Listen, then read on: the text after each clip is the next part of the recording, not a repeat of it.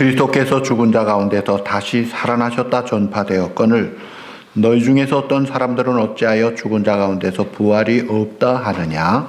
만일 죽은 자의 부활이 없으면 그리스도도 다시 살아나지 못하셨으리라. 그리스도께서 만일 다시 살아나지 못하셨으면 우리가 전파하는 것도 헛것이요 또 너희 믿음도 헛것이며 또 우리가 하나님의 거짓 증인으로 발견되니 우리가 하나님이 그리스도를 다시 살리셨다고 증언하였으나 만일 죽은 자가 다시 살아나는 일이 없으면 하나님이 그리스도를 다시 살리지 아니하셨으리라. 만일 죽은 자가 다시 살아나는 일이 없으면 그리스도도 다시 살아나는 일이 없었을 터이요. 그리스도께서 다시 살아나신 일이 없으면 너희의 믿음도 헛되고 너희가 여전히 죄 가운데 있을 것이요. 또한 그리스도 안에서 잠자는 자도 망하였으리니 만일 그리스도 안에서 우리가 말하는 것이 다만 이 세상의 삶뿐이면 모든 사람 가운데 우리가 더 불쌍한 사이이다. 다 같이 그러나 이제 그리스도께서 다시 살아나서 잠자는 자들의 첫 열매가 되셨도다. 아멘. 자, 예수님이 십자가에 달리신 것이 2000년 전의 사건이지만 그 예수님의 십자가와 죽음은 우리의 죄를 대속하신 십자가와 죽음이었기 때문에 그때 예수님 죽으실 때 우리 죄가 처리된 거예요. 그래서 그 예수님의 고난과 죽으심과 십자가가 내 고난과 십자가와 죽음인 거예요. 그 주님이 살아나신 것이 그래서 우리의 부활이요 우리의 승리인 것입니다. 할렐루야. 예. 그래서 우리 주님은 살아나셨다. 승리하셨다. 한번 따라 합시다. He is alive. He is risen. 예수님 부활하셨네. 왜 이렇게 소리가 적죠? 예수님 부활하셨네. 우리도 부활하겠네. 아멘. 할렐루야. 예수님의 부활은 믿는다고 하면서 부활하신 주님과 동행하지 못하고 아직도 무덤 속에 시신으로 계시는 예수님 믿듯이 그렇게 울상을 하고 그렇게 생각하고 그렇게 생활한다면 이것은 잘못된 것입니다. 입술로만 외치는 껍데기 신앙생활하지 말고 삶 속에서 살아계신 주님, 동행하시는 주님, 말씀하시는 주님, 나의 삶의 주인 되신 그 주님과 동행하는 삶을 사는 저와 여러분 되시기를 부활의 주님의 이름으로 축복합니다. 자, 예수님이 계신 곳은 항상 밝아요. 평안이 있습니다. 기쁨이 있습니다. 사랑이 있습니다. 그래서 예수 믿는 사람과 예수 믿는 사람의 가정과 교회는 잔치집과 같아야 돼요. 초상집이 아니에요. 즐거움이 있고 노래가 있고 그래서 오늘 주님께 영광, 이 핸델이 지은 작곡에 이 찬송에 힘있게 찬송을 하고 기쁨의 환희의 찬송이 크리스찬에게는 있는 것입니다. 이것도 하면 안 되고 저것도 하면 안 되고 이것도 죄고 저것도 죄고 그래서 겁나고 공포에 떠는 그런 삶이 아니라 용서가 있고 자비가 있고 여유가 있고 기쁨이 있고 능력이 있고 평안이 있는 풍성함이 있는 것이 이것이 크리스찬에게 하나님이 주신 선물이에요. 그래서 이 생동하는 계절에 여러분들이 부활의 주님과 함께 부활의 신앙을 가지고 스프링하는 생동하는 삶의 주인공들이 되시기를 바랍니다. 자, 공산주의의 제1주장은 인생은 무덤에서 끝난다고 합니다. 유물론의 주장이에요. 그리고 많은 사람들이 그런 식으로 생각합니다. 물론 공산주의는 이미 그들이 실패했다는 것이 증명이 됐어요. 많은 사람들도 죽음으로 끝나는 거 아니냐. 머리 좋다는 스티븐 호킹 박사도 마찬가지였어요. 심지어 종교 중에도 이 샤머니즘이나 유교는 내세 개념도 없어요. 불교는 내세 개념이 있지만 순환되는 윤회설로 기가 막히게 막연합니다. 그리고 회교나 유대교도 마찬가지로 내세 개념이 제대로 없고 얼마나 서슬시퍼런 공의와 행위밖에 주장을 하지 않기 때문에 사실은 그들에게도 확신과 소망이 있을 수가 없는 거예요. 그런데 이 무속 종교나 유교, 불교의 영향을 받은 한국 사람들이 그래서 그런지 죽음을 준비하지 않고 사는 경향이 있고 겁도 없이 죽을 줄도 모르고 덤비는 경향이 있고 그래서 OECD 국가 중에 가장 자살률이 많아서 죽음을 별것 아닌 거로 생각하는 그런 모습들이 있어요. 오늘날 인류에 발달된 과학과 뛰어난 사회라다 할지라도 죽음 이후의 해결책은 제시하지를 못합니다. 기껏해야 죽을 때 잘 죽도록 해주고 그 다음에 장례 잘 치르고 무덤 잘 꾸미는 정도로 끝이에요. 성경은 말합니다. 우리가 믿는 예수님은 그 죽음에서 사망 권세를 이기고 살아나셨다는 거예요. 부활하셨다는 거예요. 그래서 이것이 우리의 자랑이에요. 예수님의 무덤은 없습니다. 빈 무덤이에요. 이것이 우리의 특징이고 이것이 우리의 생명이고 이것이 참 우리의 산 소망인 것입니다. 그렇습니다. 인생은 결코 무덤에서 끝나는 것이 아닙니다.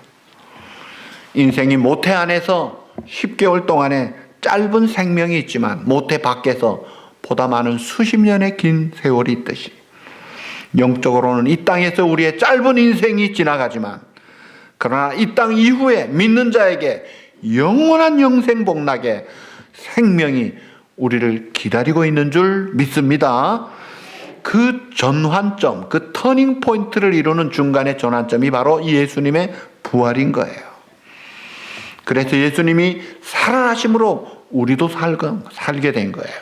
그래서 잠자는 성도들의 첫 열매로 스타트가 된 거예요. 자, 예수님이 부활하신 증거는 여러 가지가 있습니다. 확실하게 많습니다.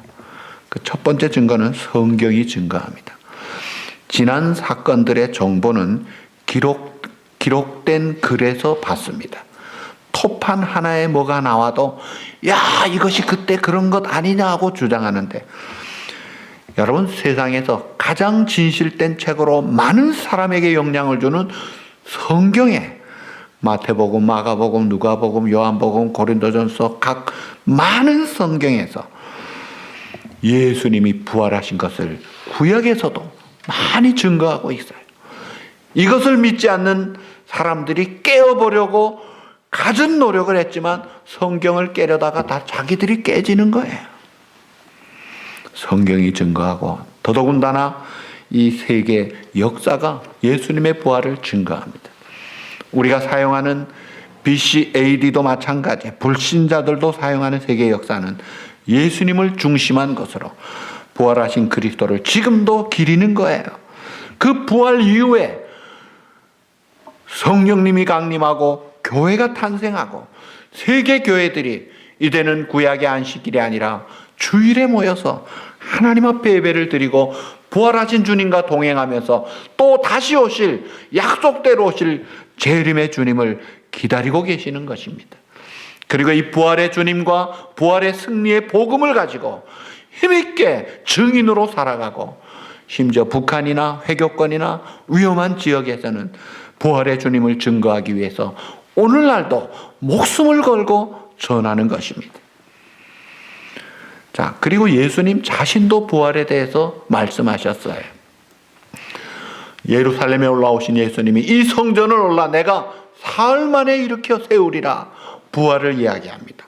이 시대가 표적을 원하나 3일 만에 다시 사명받은 요나의 표적밖에는 없구나.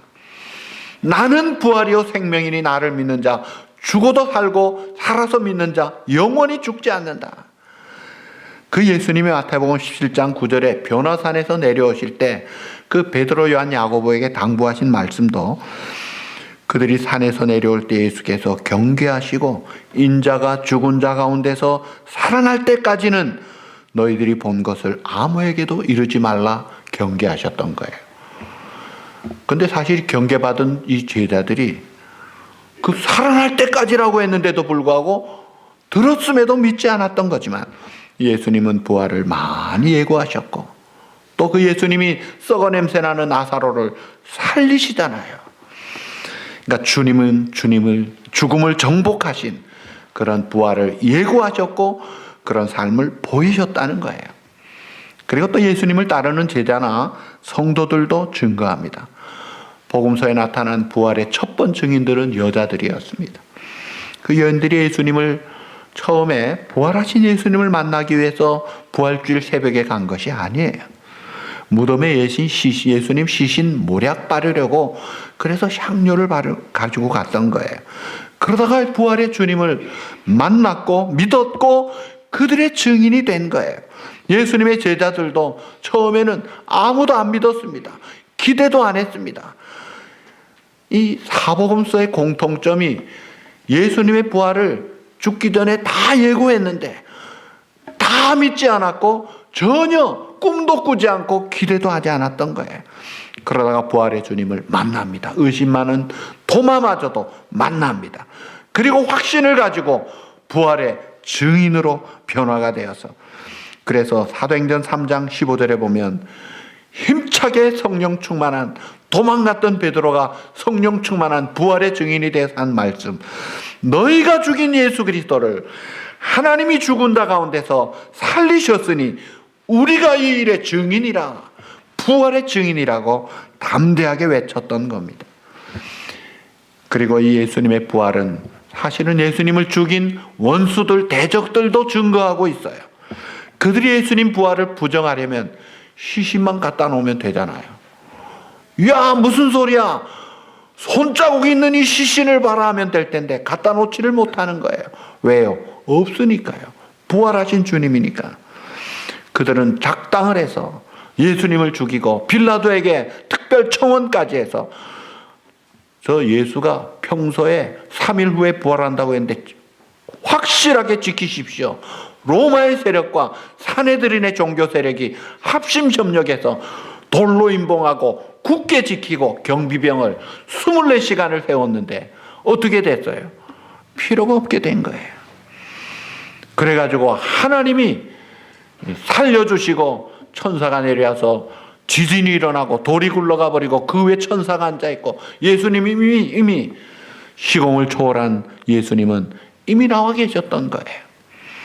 그래 놓으니까 그들이 이걸 어떻게 해야 될지 몰라가지고 나중에 작당을 해가지고 돈을 줘가면서 군병들에게 제자들이 훔쳐갔다고 말해라.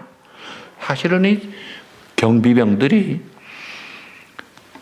잠을 잤다, 도둑 맞았다, 이거는요 중재범이 되는 것입니다.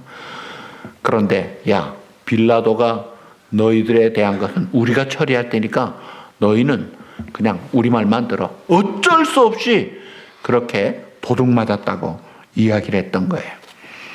자, 그리고 과연 제자가 예수님의 수인은 그대로 있었다고 했으니까 누가 예수님의 알몸만 들고 도망갔겠어요. 그리고 예수님의 시체를 숨겨다가 어디 안매장을 하고 돌아서서 부활을 증거하고 부활의 증인으로 순교까지 할 자가 누가 있습니까? 그러니까 예수님의 시신을 내놓지 못하는 그런 이 대적자들이 예수님의 부활을 증거하는 것입니다. 그리고 사실은 수많은 사람들이 예수님의 부활을 증거해요. 한때 호산나 부르던 그들이, 죽여라 하고 했던 그들이 성령 충만한 베드로의 설교를 듣고 3,000명 5,000명이 가슴을 치며 회개하고 돌아와서 부활의 주님을 믿고 부활의 주님께 영광을 돌리는데 그들이 정신 나간 사람들입니까? 수많은 회심자들이 부활하신 주님을 믿고 부활의 주님을 증거하는 거예요. 또 예수님의 부활은 심리학적으로도 증거가 있어요. 사람이 다른 사람을 속일 때는 동기가 있습니다. 그런데 12제자가 70문도가 500여 성도들이 수많은 증인들이 불순한 동기로 속이려는 자들이 없었어요. 그들은 심지어 부활의 주님과 그 복음을 위해서 거의 많은 사람들이 순교까지 했습니다. 여러분, 거짓말을 위해서 순교할 사람이 누가 있겠어요? 사형을 받으면서도 거짓말을 합니까? 죽으면서도 거짓말합니까? 그런 자가 어디 있어요? 심리학적으로도 예수님의 부활을 증거하는 거예요. 화형대에서도 찬송하며 하나님께 영광 돌리고 죽어갔던 그들이 증거하는 것이죠. 또 도덕법칙도 마찬가지예요. 자연 법칙이 변할 수 없습니다. 열매를 보아 나무를 알듯이 부활 신앙이 있는 곳에는 도덕적인 새로운 생활이 나옵니다. 그래서 남자 5을 받고 가던 율락 여성 같은 사마리아의 부끄러운 수가성 여인이 전도 부인으로 바뀝니다. 돈밖에 모르던 수전노 삭개오가 자선 사업가가 됩니다. 살기등등했던 열심다운 사울이 복음의 사명자로 부활의 증인으로 순교의 길을 힘있게 달려가고 있습니다. 이런 변화된 도덕적인 그런 모습들이 예수님의 부활을 얼마나 잘 증거합니까? 그리고 성령이 증거해요. 성령이 신약에만도 200군데가 나와요. 그 성령, 진리의 성령님, 거짓말하지 않은 성령님이 예수님의 부활을 확실하게 증거하는 것입니다. 그리고 또 오늘 예수님의 부활을 믿는 우리들의 심중에서 예수님의 부활을 증거하는 것입니다. 부활의 주님이 어디 계세요? 오늘 우리 가운데, 우리 심중에, 우리의 삶 속에 살아계시지 않느냐 이거예요. 죽은 시체는 결코 그를 믿는 자에게 생명을 주지 못합니다. 새로운 피조물을 만들지 못합니다. 죽은 시체를 전하려고 목숨을 거는 무모한 사람이 아니라는 거예요, 우리는. 그런데 우리는 참된 믿음으로 우리를 위해 죽으시고 우리를 위해 살아계시고 지금도 우리와 동행하시는 살아계신 예수님을 양심적으로 증거할 수가 있고 찬송할 수가 있고 감사할 수가 있는 거예요. 그래서 살아계신 주, 나의 참된 소망, 걱정 근심, 주님께 맡기니까 내게서 없어졌다 이거예요. 그렇게 찬송하며 자유함을 가지고 힘있게 살아갈 수 있게 하나님이 은혜를 주신 거예요. 그러니까 우리 성도들의 믿음으로 부활신앙으로 거듭난 것이 부활의 증거요, 부활의 증인의 모습인 거예요. 주님의 세계는 무덤이 없어요. 죽음이 없는 세계예요. 나는 부활이요 생명이라고 말씀하신 그를 믿는 자는 죽어도 살겠고 살아서 나를 믿는 자 영원히 죽지 아니하리라. 육체는 한번 죽어도 영생복 나가는 거예요. 그래서 앞서가신 우리 모든 신자들의 무덤은 우리 주님 다시 오시는 날에 부활동산이 될 것입니다. 자, 법적으로는 2사람의 증인만 있으면 합법적으로 인정을 합니다. 그런데 예수님은 2사람이 아니라 수백, 수천, 수만 명이 증거하고 있어요. 물증, 심증, 심리적 증거, 사회적 증거, 역사 기록의 증거, 도덕적 증거, 수많은 증거가 있기 때문에 그래서 역사학자들이 과거의 사건 중에 예수님의 부활만큼 수두룩하게 많은 이런 사건이 없다고 이야기를 할 정도예요. 그럼에도 불구하고 아직도 예수님의 부활을 안 믿는 목사님도 계시고 신학자도 있어요. 기가 막힌 일이죠. 예수님의 부활 때문에 우리의 죄가 용서받고 죄짐이 벗어지고 그래서 다시 영원한 죽음이 사라지고 사망에서 생명으로 심판이 없고 시상대로 옮겨지게 된 것입니다. 그 주님의 부활은 우리의 부활의 첫 열매, 잠자는 자들의 첫 열매였던 거예요. 그래서 예수님의 부활로 모든 신자들은 죽음 이후에 영원한 소망을 가지고 영원한 부활을 보증하는 주님의 부활을 믿고 힘있게 전진하는 것입니다.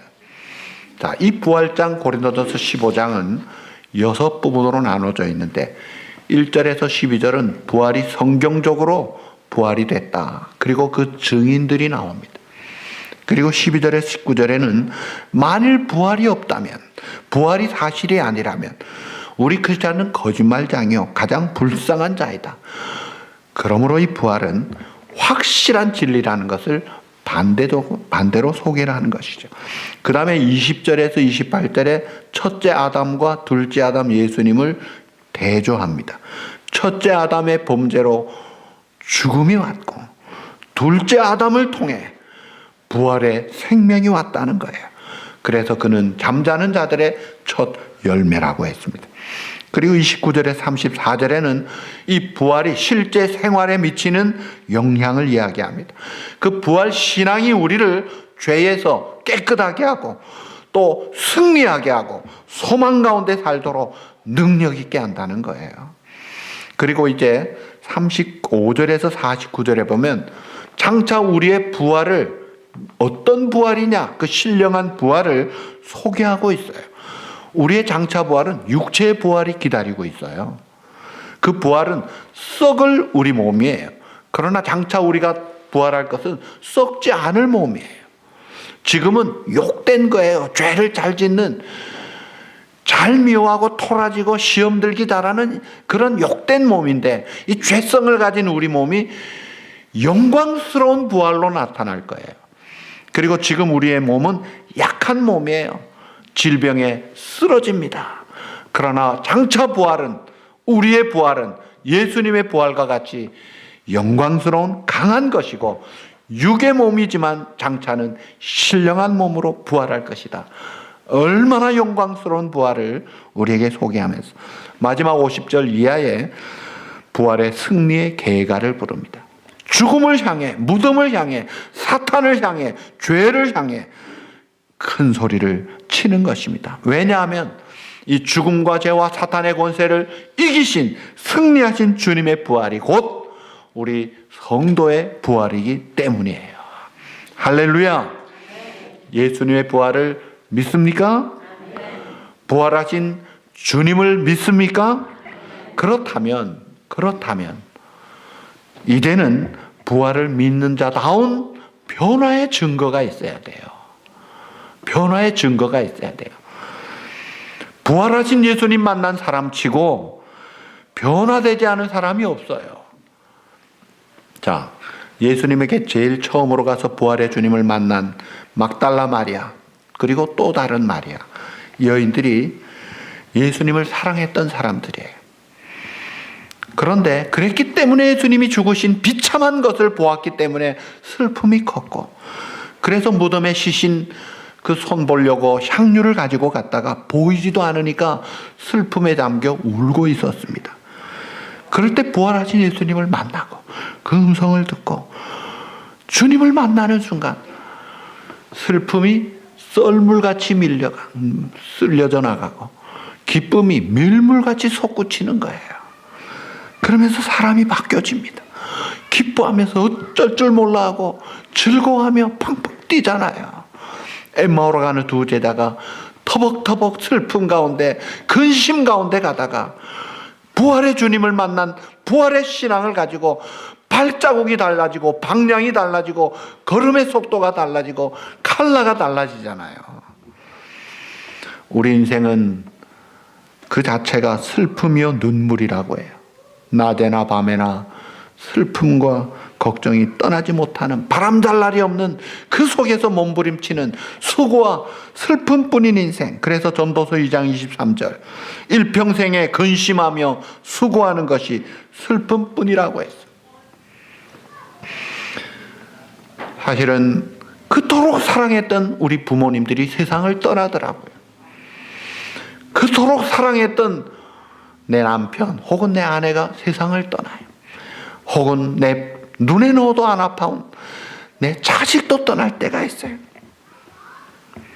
그것이 인생이에요. 그리고 세상에 실패자가 되고 낙오자가 되고 고개를 숙이는 사람들이 수두룩합니다. 건강 때문에, 자식 때문에, 혹은 하루아침에 경제 사정 때문에 거덜이 나는 사람들이. 자, 그런 자들, 이것이 인생인데, 이런 인생의 어둠과 낙심과 비통함과 그 죽음의 세력을 이기고 부활하신 그 주님을 만나고 함께 살라는 거예요. 비록 현실적으로 절망할 수밖에 없다 할지라도 그 주님을 만날 때 기쁨을 가지고 회복하고 일어날 수가 있는 것입니다. 생동할 수가 있는 것입니다. 우리의 눈에 모든 눈물을 주님이 씻겨 주실 것입니다. 이것은 하늘나라에서만 일어나는 사건이 아니고 지금도 부활하신 주님을 만나면 그대로 일어나는 것이에요. 그래서 슬픔이 변하여 기쁨이 되는 겁니다. 그리고 두려움이 변하여 담대함이 되죠. 제자들 보세요. 예수님 부인하고 도망가고 다 숨어버렸잖아요. 덜덜 떨고 있잖아요. 그러나 주님을 만난 그들 담대하게 나와서 공개적으로 힘있게 외치는 것을 보세요. 담대한 자들이 되잖아요. 약한 자들이 아니에요. 강한 자들이 되더라고요. 부활의 주님 만나 부활의 신앙을 가지니까 능력 있는 자들이 되더라고요. 사실 인생을 사는 것은 두려움이라고 성경은 이야기합니다. 욥기 3장 25절에 모든 사람은 각자 두려워하는 것이 있다고 했어요. 모든 인간은 두려움이 있어요. 정신과 의사의 발표를 보면 사람에게 가장 스트레스를 주는 생활 변화 5가지를 꼽으라고 하니까 한국 사람에게는 5가지 중에 4가지가 죽음이에요. 첫째 자식, 둘째 배우자, 셋째 부모, 넷째 형제 자매. 또 이 미국 사람들 스트레스 5가지 보니까 첫째 배우자 죽음, 그 다음에 가족 죽음, 이 죽음과 관계되는 것이 가장 큰 스트레스라는 거예요. 두려움이라는 거예요. 그리고 다른 사람의 죽음만이 아니라 내 죽음도 두려움이에요. 그게 인간이에요. 다시 말하면 가장 스트레스를 주는 이 무거운 짐덩어리 같은 쇳덩어리 같은 이 죽음의 문제를 해결하신 것이 예수님의 부활이에요. 그래서 이 부활의 신앙을 믿을 때 자유함을 얻고 날개를 다는 거예요. 죽음의 죽음, 두려움, 그래서 그 앞에 있는 질병의 두려움 또는 고독의 두려움, 또 이민 1세로 내가 어떻게 해야 될지 모르는, 또 자녀를 키우면서 내 자녀가 어떻게 될지, 공부는 제대로 할지, 학교는 제대로 갈지, 취업은 제대로 할지, 결혼은 어떻게 하고 자식들은 어떻게 볼 것이며, 하나하나의 모든 것들이 다 미래의 불안전한 이 불안과 공포에 눌려 있는데, 그런 우리 성도들의 현실에서 부활의 주님을 만나라 이거예요. 날마다 죽음을 이기시고 부활의 영광의 주님을 눈으로 똑똑히 보고 함께 동행하면서 공포에서 자유함을 얻고 살라는 거예요. 이 부활의 주님을 믿고 주님을 만나자마자 누구든지 공포가 사라지잖아요. 두려움이 사라지잖아요. 약함이 없어지고 어두움이 없어지잖아요. 담대한 사람으로 변화되는 것이 이 부활의 사건들의 모습이에요. 우리는 예수 그리스도만이 나의 구주가 되시는 구원에 이르는 믿음을 가지고 더 나아가서 이제는 부활 신앙으로 능력 있는 승리 생활을 살아야 할 것입니다. 아브라함은 이 부활 신앙을 가지고 하나님이 내 사랑하는 독자이사 내가 내게 지시하는 산에서 바쳐라 할 때 그는 부활 신앙으로 바쳤어요. 히브리서에 말하기를 그가 그 아들을 죽여도 하나님이 다시 살리실 줄로 믿었다고 했습니다. 창세기에도 마찬가지예요. 사환들에게 We will back to you. 우리가 돌아올 것이야. 나만이 아니라 같이 올 것이야. 부활 신앙으로 바쳤던 거예요.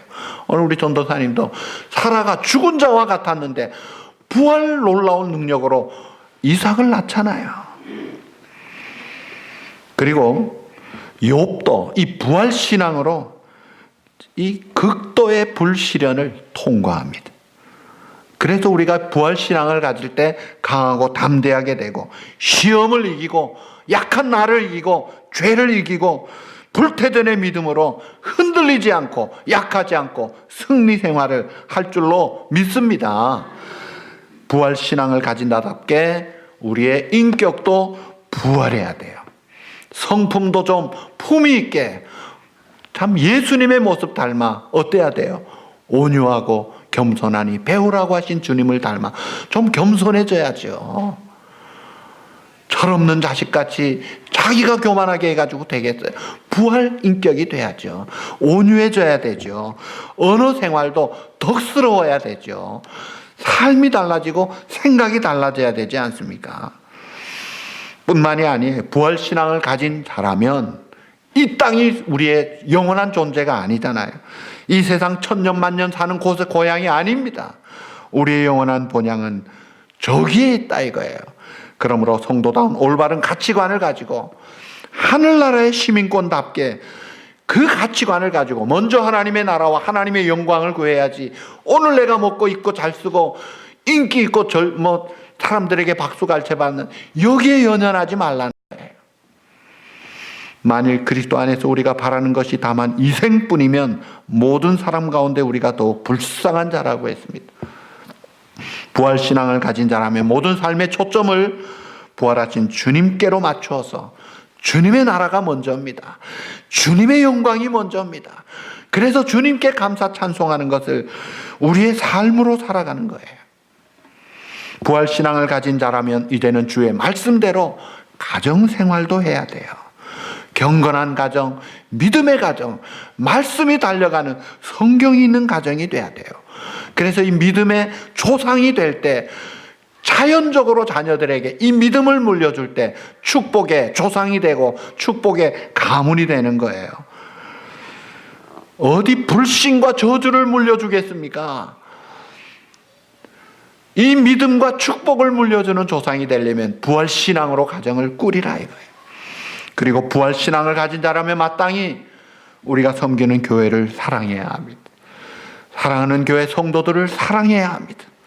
그래서 우리 장로님들을, 우리 집사님들, 권사님들, 사랑하는 우리 성도들을 정말 사랑해야 돼요. 우리 성도들의 가정의 일들을 사랑해야 돼요. 자, 예를 들어서 오늘 우리 손인호 집사님 아이가 필립스 아카데미, 얼마나 좋은 학교예요. 엑시터에 있는 그 학교에 됐다고 하는데, 그럴 때 성경은 뭐라 그래요? 즐거워하는 자들과 함께 어떻게 하고? 즐거워해야 돼요. 그런데 어떤 사람은요, 쌤냅니다. 그렇게 하지 말라는 거예요. 우는 자와 함께는 어떻게 해요? 함께 우는 거예요. 그게 우리 성도의 모습이에요. 넉넉한 모습이에요. 그래서 변화된 부활신앙을 가진 자는 찬송합니다. 내 모든 소원, 기도의 제목 어떻게 해요? 예수님 닮기 원합니다. 예수 닮기 원합니다. 그 다음 뭐예요? 참맘으로 참맘으로. 그런데 그런 노래만 할 것이 아니라 그런 소원을 가진 자답게 노력하고 살아야 돼요. 그래서 우리가 예수님 닮은 작은 예수그리가 되어서 참 우리를 볼 때 사람들이 야, 저 사람 보면 교회 가고 싶다. 안 믿는 사람들이 성경을 안 읽잖아요. 예수님을 모르잖아요. 그러면 예수 믿는 저와 여러분이 보여줘야 돼요. 성경을 보여줘야 되고 예수님을 보여주려면 내 삶의 인격이 변화된 자로 예수님을 닮아가야 되잖아요. 그러다가 우리 주님 다시 오시는 그날 주님 만날 때 그 코드에 맞추어서 영원히 살 거 아닙니까? 사랑하는 성도 여러분들이 부활의 주님과 함께 동행하면서 부활의 주님의 인격을 가지고 넉넉한 승리의 생활을 하면서 살다가 다시 오시는 그 주님을 기쁘게 만나는 부활신앙의 축복과 승리의 저와 여러분 되시기를 우리 주님의 이름으로 축복합니다.